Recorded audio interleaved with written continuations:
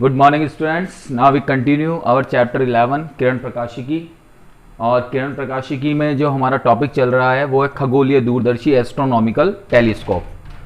तो इस astronomical telescope की या दूरदर्शी की जब हम बात करते हैं तो दूरदर्शी के नाम से ही पता लग रहा है कि ऐसा उपकरण जो दूर की वस्तुओं को देखने के काम में आता है, यानी दूरस्थ स्थित वस्तुओं को देखने के लिए हम जिस उपकरण का उपयोग करते हैं उसे दूरदर्शी कहते हैं। अब नाम है खगोलीय दूरदर्शी, तो डेफिनेटली खगोलीय मतलब आकाशीय पिंडों, ग्रहों, तारों, इनको देखने के लिए हम जिस दूरदर्शी को उपयोग में लेंगे उसे हम खगोलीय दूरदर्शी कहते हैं। तो यहाँ पर जब हम दूरदर्शी को डिफाइन करते हैं तो हम लिखते हैं कि यह एक प्रकाशिक उपकरण है जो दूर की वस्तुओं को देखने के लिए प्रयोग में आता है। खगोलीय दूरदर्शी का उपयोग खगोलीय वैज्ञानिक आकाशीय पिंडों को देखने के लिए करते हैं। इस दूरदर्शी को हम संरचना के आधार पर दो भागों में डिवाइड करते हैं। एक भाग तो होता है आपका खगोलीय अपवर्तक दूरदर्शी और एक भाग होता है खगोलीय परावर्तक दूरदर्शी। तो पहला पार्ट हम लोग पढ़ रहे हैं खगोलीय अपवर्तक दूरदर्शी। यहां पर जो आपको ये रे डायग्राम नजर आ रहा है ये खगोलीय अपवर्तक दूरदर्शी का है। तो जो मैंने आपको पीडीएफ सेंड की थी उसमें रे डायग्राम थोड़ा सा अस्पष्ट है, तो मेरा कहना आपसे यही है कि आप उसे इरेज करके साफ करके इस डायग्राम को, नीट एंड क्लीन डायग्राम को एज इट इज ऐसा का ऐसा बना लें। ठीक है, थ्योरी में कोई चेंजेस नहीं है, थ्योरी वही है, इसलिए थ्योरी की टेंशन ना लें। सिर्फ इस डायग्राम को आप एज इट इज ऐसा का ऐसा कॉपी के अंदर बना लें, पुराने वाले डायग्राम को इरेज कर दें। ओके, अगर पेन से बनाया तो काट के इसे दोबारा ऐसे बना लें या उसके ऊपर उसको स्लिप बनाकर चिपका दें। ओके, तो अब यहाँ पर जब हम इसकी कंस्ट्रक्शन की बात करते हैं, रचना की बात करते हैं, तो वापस वही चीज हम यहाँ पर कहते हैं कि दूरदर्शी के अंदर भी दो उत्तल लेंस होते हैं। एक ज्यादा फोकस दूरी वाला होता है और एक कम फोकस दूरी वाला होता है। जो वस्तु की ओर लेंस होता है उसे हम अभिदृश्यक लेंस कहते हैं और जो नेत्र की ओर लेंस होता है उसे हम अभिनेत्र लेंस कहते हैं। इसके अंदर जो वस्तु की ओर लेंस है ये वाला, जिसे हम अभिदृश्यक लेंस या ऑब्जेक्टिव लेंस, ये कौन सा लेंस है आपका? अभिदृश्यक लेंस। ये वस्तु की ओर होता है जिसे हम अभिदृश्यक लेंस कहते हैं। इसकी फोकस दूरी बड़ी होती है, द्वारक बड़ा होता है, जबकि इसकी तुलना में जो दूसरा लेंस होता है जो नेत्र की ओर होता है जिसे हम नेत्रिका लेंस कहते हैं, ये कम फोकस दूरी और कम द्वारक का लेंस होता है जो व्यक्ति की आंख की ओर होता है, प्रेक्षक की आंख की ओर होता है। अब इसके अंदर होता क्या है? इसके अंदर यहां पर अगर हम बात करें तो दोनों लेंसों की अगर हम बात करते हैं तो दोनों लेंसों में एक लेंस की फोकस दूरी ज्यादा होगी, एक लेंस की फोकस दूरी कम होगी, क्योंकि जिसका द्वारक बड़ा होगा उसकी फोकस दूरी ज्यादा और जिसका द्वारक छोटा होगा उसकी फोकस दूरी कम। और ये दोनों लेंस किसी एक दंड चक्रीय व्यवस्था द्वारा जुड़े हुए होंगे। दंड चक्रीय व्यवस्था का मतलब क्या होता है कि एक सिरे पर बड़ा लेंस, एक सिरे पर, अगर आपने देखा हो तो लंबे लेंस, लंबे टेलीस्कोप आते हैं। अभी कई हिल स्टेशन पे जाते हैं तो वहां पर बड़े बड़े टेलीस्कोप्स लगे हुए होते हैं जिनसे दूर की वस्तुएं दिखाई जाती हैं। तो उसमें जो बाहर आगे वाला हिस्सा होता है वो आगे वाला हिस्सा बड़ा होता है और जहां से आंख से हम देखते हैं वो हिस्सा छोटा होता है। तो दंड चक्रीय व्यवस्था होती है। दंड चक्रीय व्यवस्था किसे कहते हैं? जिसमें उन दोनों लेंसों के बीच में एक चक्र लगा रहता है। उस चक्र को जब आप घुमाएंगे तो वो लेंस आगे पीछे खिसकते हैं, तो ये दंड चक्रीय व्यवस्था कहलाती है। तो दंड चक्रीय व्यवस्था के अंदर हम क्या करते हैं? लेंसों को सेट कर सकते हैं, उनका समायोजन कर सकते हैं। तो ये आपकी एक जनरल कंस्ट्रक्शन हो गया किस चीज का? इस खगोलीय अपवर्तक दूरदर्शी का। अब जब हम यहां पर इसके समायोजन और किरण आरेख की बात करते हैं तो हम क्या कहते हैं? सबसे पहले हम क्या करेंगे? नेत्रिका को थोड़ा सा आगे पीछे खिसकाएंगे और क्रॉस तार पर व्यवस्थित करते हैं। अब ये वर्ड आता है क्रॉस तार। क्रॉस तार क्या होता है? अगर आपने, जब भी हम मोबाइल से क्लिप लेते हैं, पिक लेते हैं या कैमरे से पिक लेते हैं, तो आपने देखा होगा जब आप उसको सेट करते हैं तो सेट करने पर एक डॉट या एक क्रॉस बनता है। जैसे जो डिजिटल कैमरे होते हैं उनके अंदर क्या होता है, जब आप फोटो लेने लगते हैं तो उस जगह पर एक क्लिक बनता है। तो पहले आप उस क्लिक पर उसे सेट करते हैं, जिस भी फोटो को आपको लेना है उस क्लिक को उस फोटो पर ले जाकर सेट करते हैं और फिर उसको क्लिक कर देते हैं। तो वही यहाँ पर है कि यहाँ पर सबसे पहले नेत्रिका को हम क्या करते हैं? क्रॉस तार के ऊपर व्यवस्थित कर देते हैं। क्रॉस तार पर व्यवस्थित करने के बाद में हम क्या करते हैं? अभिदृश्यक जो होता है उस अभिदृश्यक को वस्तु की ओर रखते हैं और छोटी नली और लंबी नली को इतना आगे पीछे खिसकाते हैं कि जो वस्तु का प्रतिबिंब बने वो एकदम क्रॉस तार पर बने। क्या कह रहे हैं हम? छोटी नली और लंबी नली। अब छोटी नली लंबी नली का क्या चक्कर है कि यहां पर जो टेलीस्कोप होता है उसमें क्या होता है? दो खोखली नलियां होती है, एक नली बड़ी होती है एक छोटी होती है। तो छोटी वाली बड़ी नली के अंदर होती है, तो जब हम उसको आगे पीछे खिसकाते हैं तो वो नली अंदर बाहर निकलती है। ठीक है, तो यहां पर हम क्या करते हैं कि उस नली को इतना आगे पीछे खिसकाते हैं कि जो उस वस्तु का प्रतिबिंब बने वो प्रतिबिंब कहां बने? राइट उस क्रॉस तार के ऊपर जिस पर हमने नेत्रिका को सेट किया है, ताकि जब वो क्रॉस तार पर प्रतिबिंब बन जाए तो वो हमें स्पष्ट दिखाई दे। ठीक है, क्योंकि क्रॉस तार पर आपने किसको सेट कर रखा है, इस नेत्रिका को। ओके, अब हम यहां पर क्या करते हैं, देखो जो इसका किरण समायोजन है इसके अंदर क्या करते हैं, सबसे पहले हमें दूरदर्शी का उपयोग क्यों करना पड़ा, दूर स्थित वस्तुओं को देखने के लिए, जैसे आकाशीय पिंड।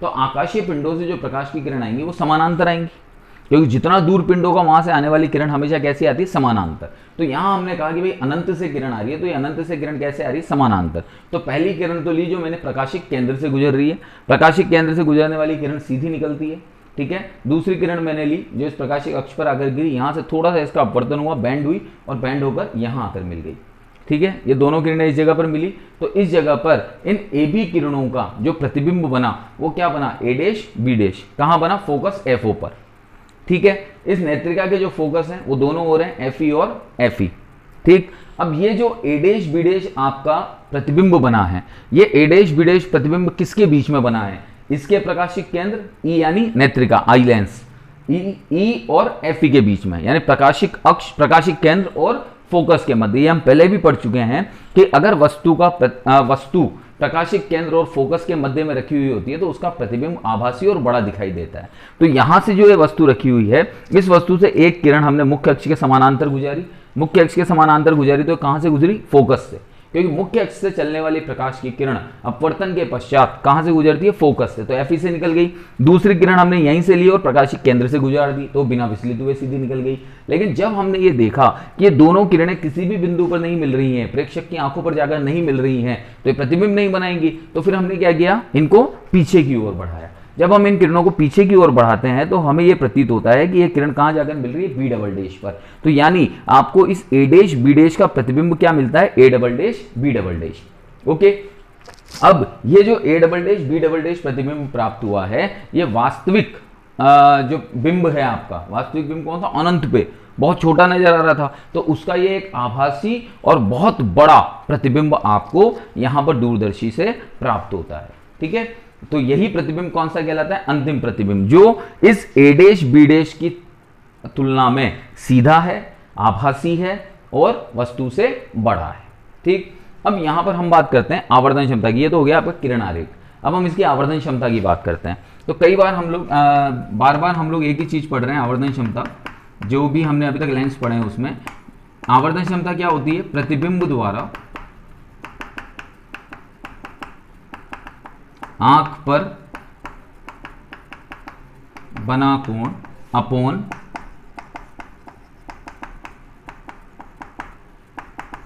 बिंब द्वारा आंख पर बना कोण।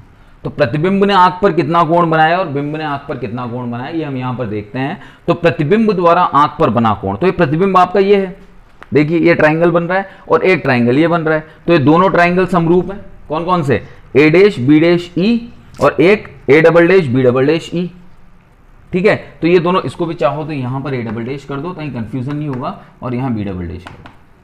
तो A double dash B double dash E और A dash B dash E दोनों ट्राइंगल समरूप हैं, दोनों ट्राइंगल समरूप है। तो ये एंगल जो बीटा है हम इस ट्राइंगल के लिए कंसिडर कर लेते हैं, ठीक है। तो यहां पर m इक्वल्स टू क्या हो गया आपका, m इक्वल्स टू हो गया आपका बीटा बाय अल्फा। अब वापस वही चीज हम कहते हैं कि अगर मान लीजिए कोण अल्प है तो कोण अत्यल्प हुआ, अगर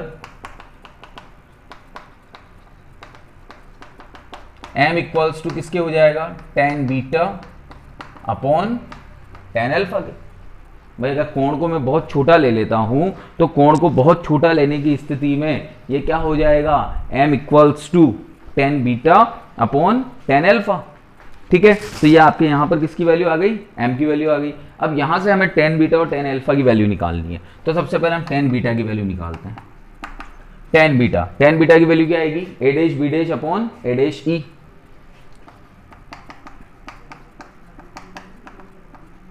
a dash b dash upon a dash e, ठीक है। थोड़ा डायग्राम चेंज कर लीजिएगा, आप उसी के अकॉर्डिंग लिख रहा हूं मैं, तो डायग्राम ऐसे ही बना लीजिएगा।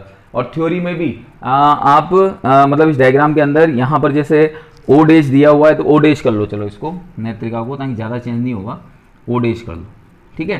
तो tan बीटा इक्वल्स टू क्या हो गया, a dash b dash upon a dash हो, यही हमने लिख रखा है कॉपी के अंदर। और tan अल्फा इक्वल्स टू क्या हो जाएगा आपका, ये tan अल्फा कौन सा एंगल बना रहा है, ये वाला, तो ये क्या हो गया आपका a डैश b डैश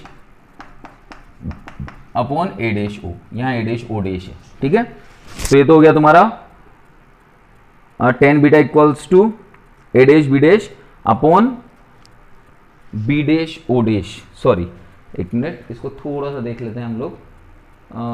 आपके बुक के कॉपी के हिसाब से इसको ए डैश बोल देते हैं, इसको बी डैश, कोई प्रॉब्लम नहीं है, सिर्फ नेमिंग चेंज कर रहा हूँ मैं और कॉन्सेप्ट होगा वही है, ठीक है। तो अब tan बीटा क्या हो गया आपका A dash B dash upon A dash ओ, ये हो गया ओके। और tan अल्फा बराबर क्या हो गया ए dash B dash upon A dash ओ। तो यहाँ तो ए डैश ओ डैश है और यहाँ ए डैश ओ है, ठीक है ओके। तो अब जब tan beta upon tan alpha हम निकालते हैं तो tan beta upon tan alpha निकालते समय हम यहाँ पर ये देखते हैं कि जैसे m equals to tan beta upon tan alpha में वैल्यू पुट करते हैं तो A dash B dash upon A dash O dash upon ये हो गया आपका A dash B dash upon A dash O, ठीक है। तो ये ऊपर चला जाएगा ए डैश बी डैश से, A dash B dash cancel, तो m इक्वल्स टू क्या हो गया ए dash O upon A dash O dash.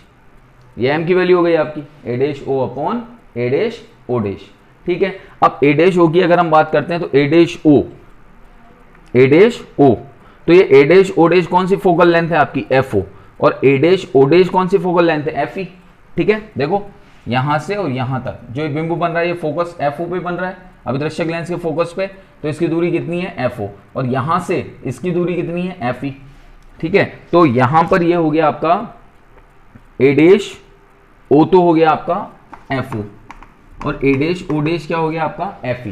तो m इक्वल्स टू क्या आ गया आपका एफ ओ अपॉन, सॉरी गलती कर रहे हैं, ए डैश ओ तो हो गया आपका एफ ओ ओके, ए डैश ओ डैश, ए डैश ओ डैश ये क्या होगा माइनस यू, यहां से बिंब की दूरी, क्योंकि इसके लिए तो बिंब है ना ये, तो माइनस यू, तो एफ m इक्वल्स टू आ गया F O upon minus U, ठीक है।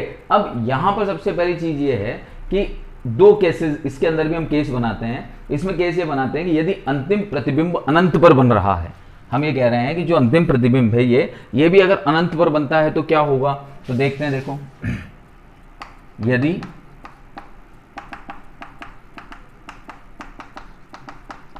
अंतिम प्रतिबिंब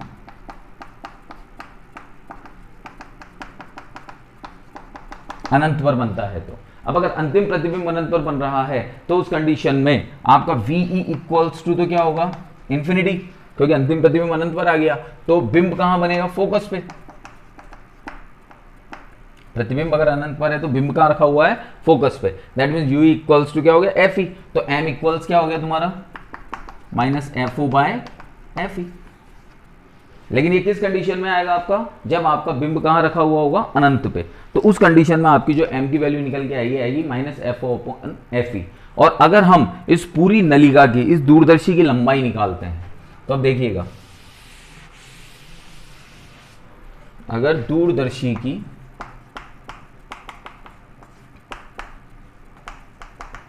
लंबाई हम देखते हैं तो L equals to total F O plus F E, ये आपके दूरदर्शी की लंबाई आ जाएगी। तो इस प्रकार से ये खगोलीय अपवर्तक दूरदर्शी है, कुछ नहीं है, सिंपल किरण आरेख है। हमें देखना है एक किरण को कहां से भेजना है, दूसरी को कहां से देखना है, फिर उसका अपवर्तन देखना है। ये जरूर ध्यान रखना है कि अगर बिंब फोकस और प्रकाशिक केंद्र के बीच में आ जाता है तो उसका प्रतिबिंब हमेशा आभासी और वस्तु से बड़ा बनेगा, जो हमें यहाँ नजर आ रहा है। तो ये आपका खगोलीय अपवर्तक दूरदर्शी कंप्लीट हो गया। ओके बेटा, थैंक यू।